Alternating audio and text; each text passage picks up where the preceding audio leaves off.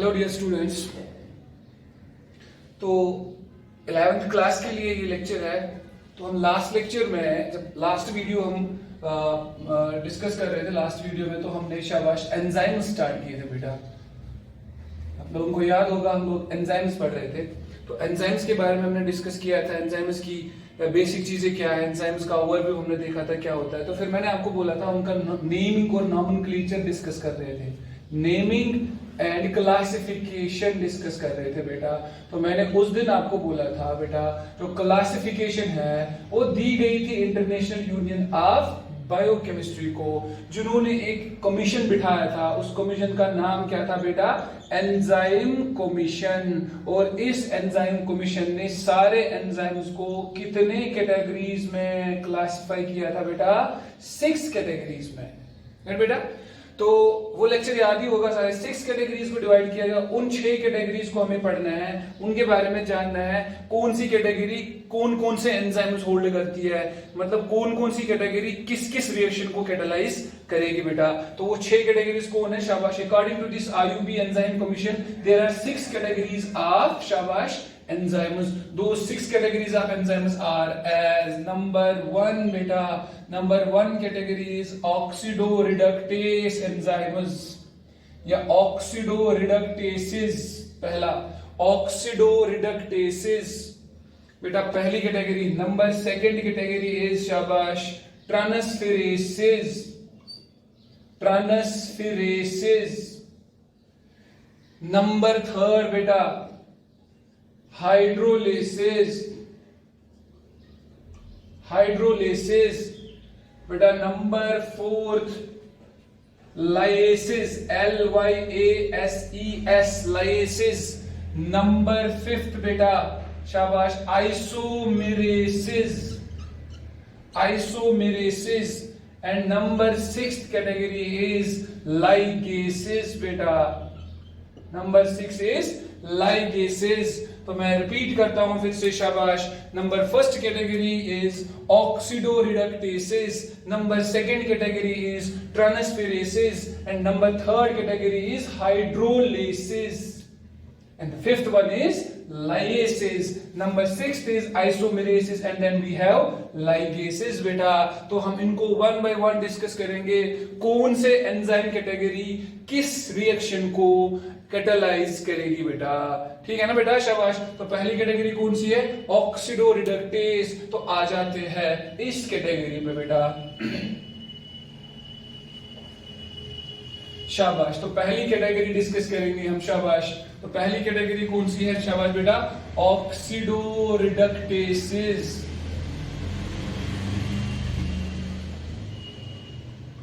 शाबाश। First category is oxidoreductases. तो बेटा जैसे नाम से ही आपको थोड़ा सा आइडिया लग गया होगा। क्या आइडिया लग गया होगा? दीज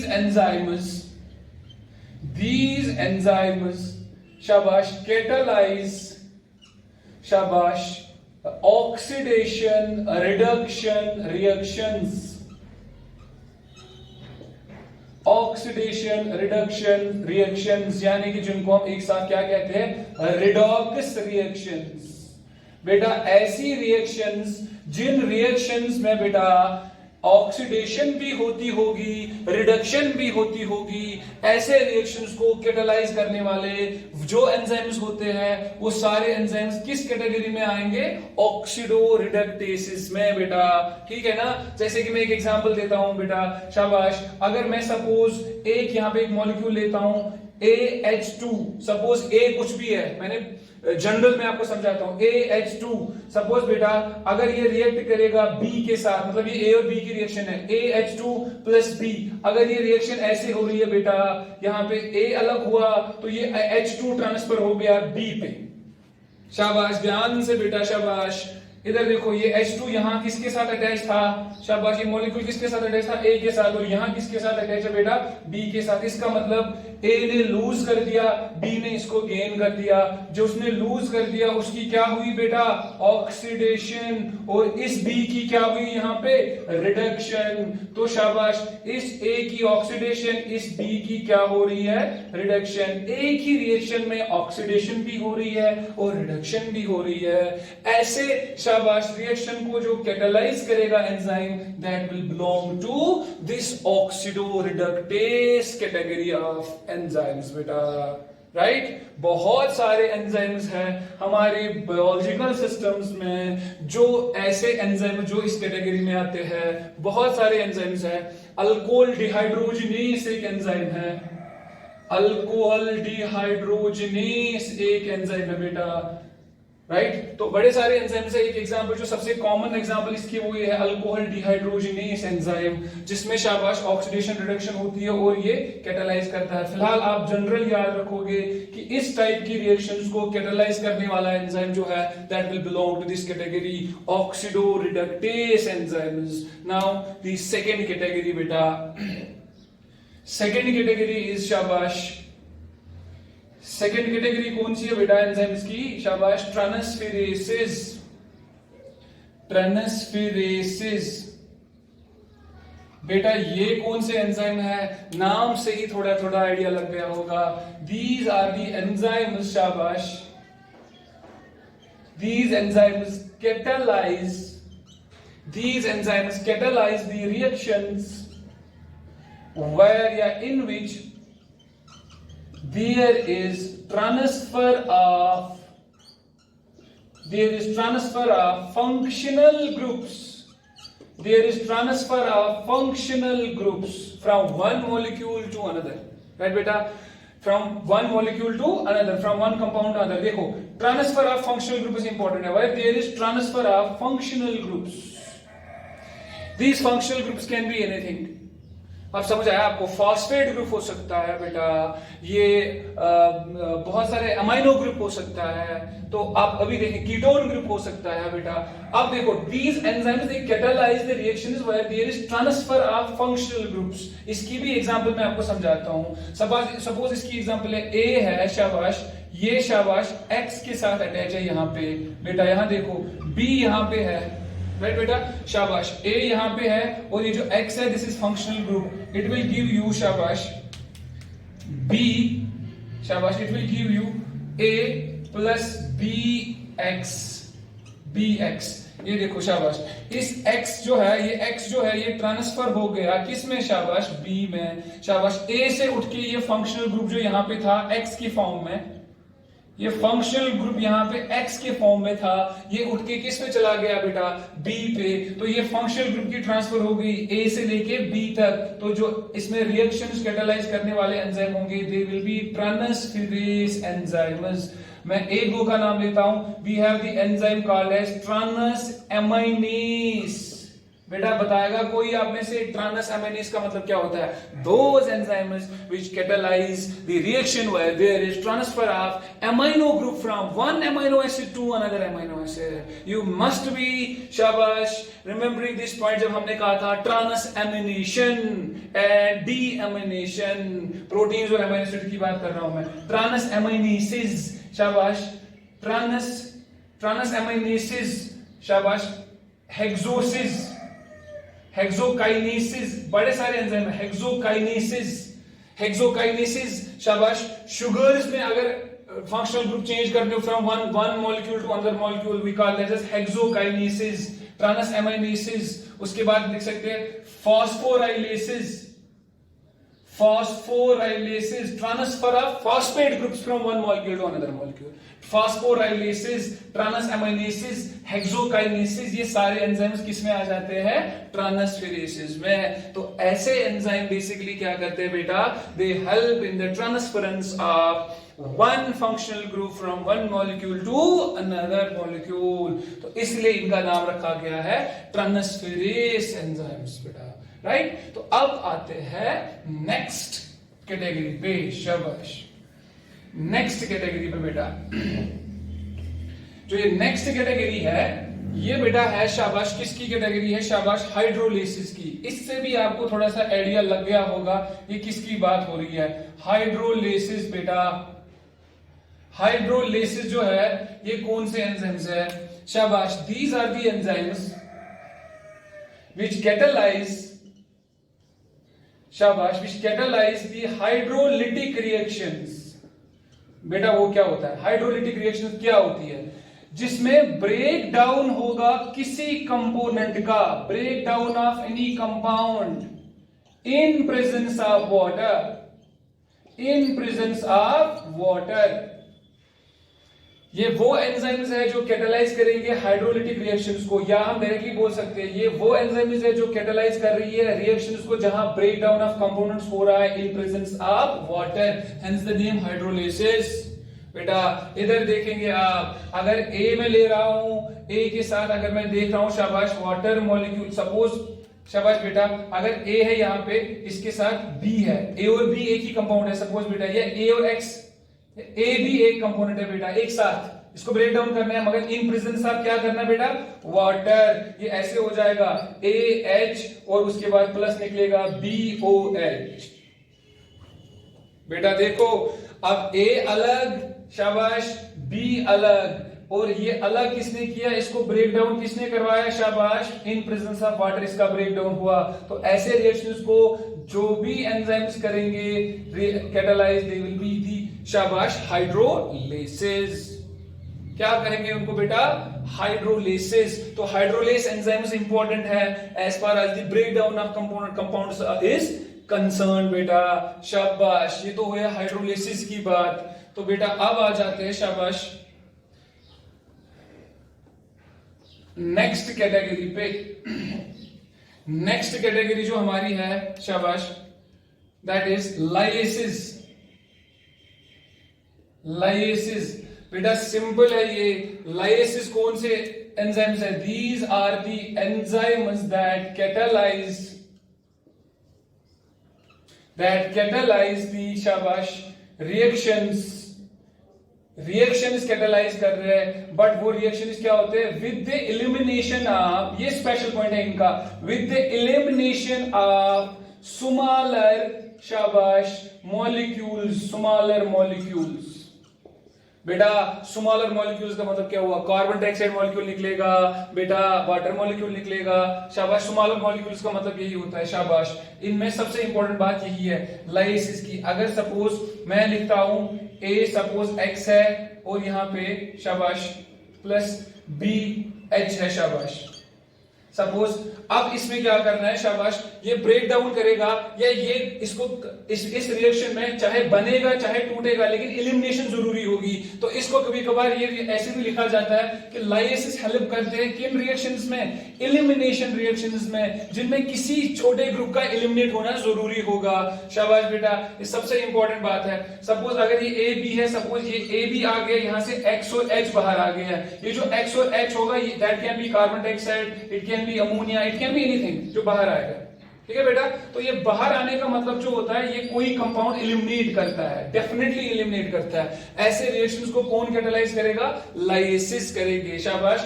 यहां पे एलिमिनेशन ऑफ स्मॉलर कंपाउंड्स का होना जरूरी है बेटा। इसमें बड़े सारी चीजें आती है, एल्डोलेस एंजाइम्स आते हैं, एल्डोल कंडेंसेशन, छोड़ो आपको ये चीजें स्पेसिफाइड याद ही रखने, क्योंकि एल्डोलेस की बात करूंगा तो आपको एल्डोल कंडेंसेशन पढ़ानी पड़ेगी, वो आपको बॉटनी में रेस्पिरेशन में डेफिनेटली समझ आएगी शाबाश बेटा। नेक्स्ट हम करते हैं डिस्कस, नेक्स्ट हमारी है सबसे इजी टर्म, दैट इज आइसोमेरेसिस। ये सबको पता है, दोज एंजाइम्स शाबाश which catalyze the reactions, क्या catalyze करेंगे, which catalyze the reactions शाबाश, कौन सी reactions, in which there is interconversion of isomeric forms, interconversion of isomeric forms। Isomeric, एक आइसोमर दूसरे आइसोमर में जाएगा, एक आइसोमर दूसरे आइसोमर। सपोज अगर मेरे पास ए है, इस ए को कन्वर्ट करूंगा मैं ए डैश में, ये ए डैश का मतलब हुआ इस ए का आइसोमर, राइट, इसकी आइसोमेरिक फॉर्म। ठीक है ना, ये आपस में क्या है, आइसोमेरिक फॉर्म्स, कन्वर्शन होता रहता है बेटा। सपोज बेटा मैं कह रहा हूं एल्डोस, हमारे पास याद है ना आपको, एल्डो हेक्सोस हमारे पास ग्लूकोज होता था, और एल शाबाश कीटोहेक्सोस कौन होता था? फ्रक्टोस होता था। तो बेटा अगर मैं बोलूंगा ग्लूकोज कन्वर्ट हुआ फ्रक्टोस में, फ्रक्टोस कन्वर्ट हुआ ग्लूकोज में, ये क्या है आपस में? आइसोमर्स। आपको तो पता है कौन से आइसोमर्स है ये बेटा, शाबाश, ये आइसोमेरिक फॉर्म्स में कन्वर्ट होते जा रहे हैं। तो ये जो आइसोमेरिक फॉर्म्स है ना शाबाश बेटा, ये आइसोमेरिक फॉर्म्स अब इंटर कन्वर्ट आपस में करेंगे ना, तो इनको क्या कहेंगे शाबाश? ऐसे एंजाइम्स को आइसोमेरेसिस। राइट बेटा।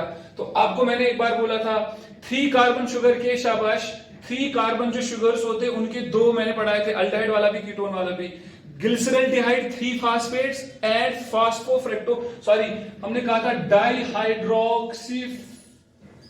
Dihydroxy Aston phosphate. Dihydroxy Aston एक शुगर था 3 कार्बन का, और ग्लिसरल्डिहाइड 3 कार्बन का दूसरा शुगर था। ग्लिसरल्डिहाइड में कौन सा ग्रुप था? अल्डिहाइड ग्रुप था। और डाइहाइड्रोक्सी एस्टोन में कौन सा ग्रुप था?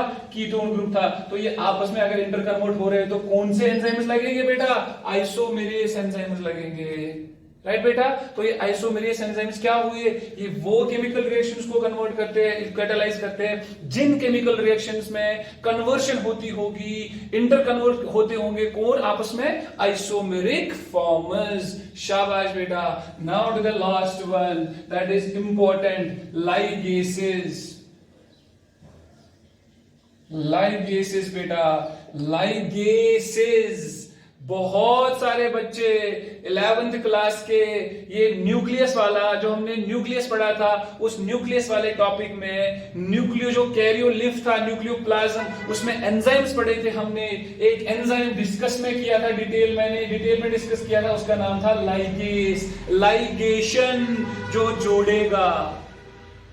लाइगेट का मतलब क्या होता है बेटा? जो जोड़ेगा। लाइगेस एंजाइम्स वो होते हैं जो जोड़ते हैं। तो लाइगेस एंजाइम का मतलब क्या हुआ? जो 2 चीजों को आपस में जोड़ेंगे। जोड़ना इंपॉर्टेंट है। शाबाश। Which catalyse, these are the enzymes which catalyse the शाबाश which catalyse the combination of 2 शाबाश 2 components or 2 compounds, 2 substances, 2 compounds which catalyze the combination of two compounds. Suppose शाबाश मेरे पास A है प्लस B है, अगर मैं डायरेक्टली बताऊंगा आपको ये AB बनेगा। ठीक है बेटा। A plus B directly A B बनेगा। X प्लस वाई डायरेक्टली क्या बनेगा? XY। ये हुई ना लाइगेशन बेटा। ऐसे एंजाइम्स को क्या कहते हैं? लाइगेसेस। सपोज अगर ये रिएक्टेंट है, ये रिएक्टेंट है, डायरेक्टली आपस में कंबाइन होगी, एक ही प्रोडक्ट बना रहे, without any elimination, without any breakdown, without any isomeric interconversions. तो ऐसे एंजाइम्स को क्या कहेंगे? इन्होंने क्या किया? इसको लाइगेट किया। The enzymes will be known as ligase. तो बेटा अब ये लाइगेस एंजाइम जो है, अब ये कोई भी एंजाइम है, हम उनका जनरल नाम ले दिया, हाइड्रोलेस है ना, ऑक्सीडोरिडक्टेस। अब ये नाम डिपेंड करता है किस रिएक्टेंट और किस प्रोडक्ट की रिएक्शन पे ये एक्ट करता है, उसी रिएक्टेंट या उसी प्रोडक्ट के साथ इसका नाम जोड़ दिया जाएगा। That will be the specific name एक पर्टिकुलर रिएक्शन के एंजाइम का। सपोज बेटा मैं आपको बताता हूं, ट्रायोस आइसोमेरेस, फास्फोट्रायोस आइसोमेरेस में एक नाम लेता हूं। आइसोमेरेसिस का नाम अभी आपने सुना। अब अगर मैं पूरा नाम लेता हूं, फास्फोट्रायोस आइसोमेरेस। फास्फोट्रायोस आइसोमेरेस का मतलब क्या होता है?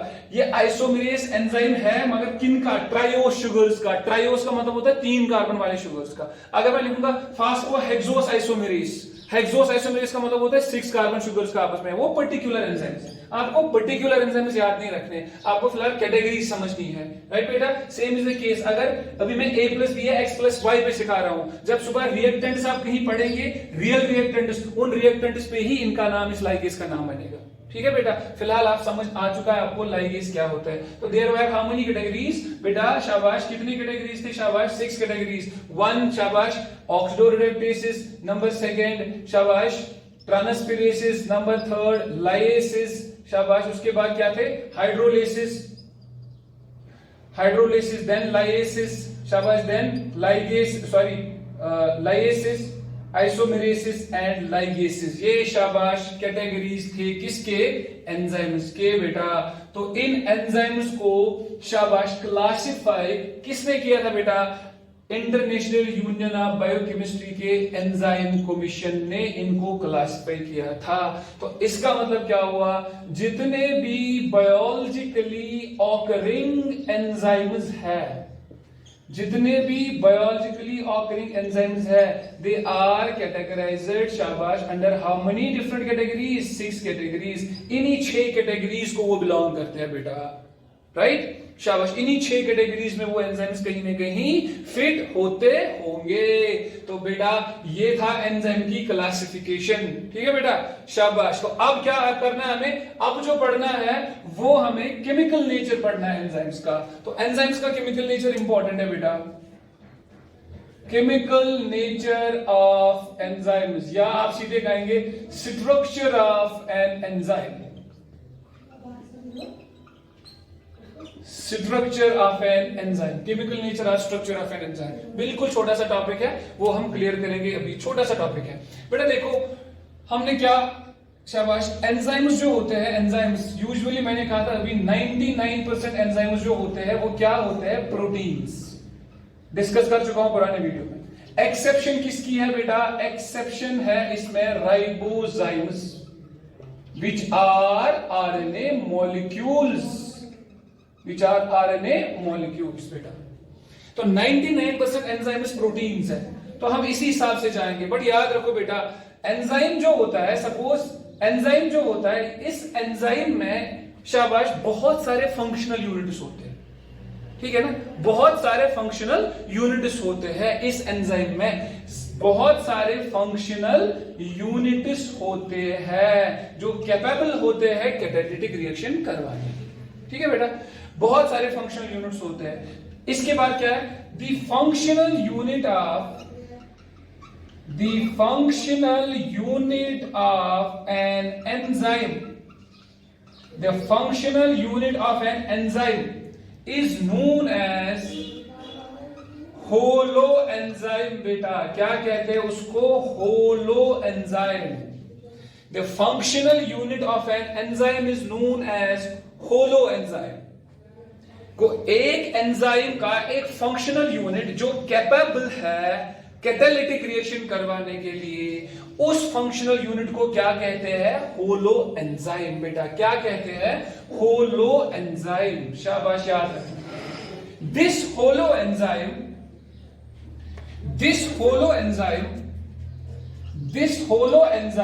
इज, शाबाश, composed of, is made up of 2 components.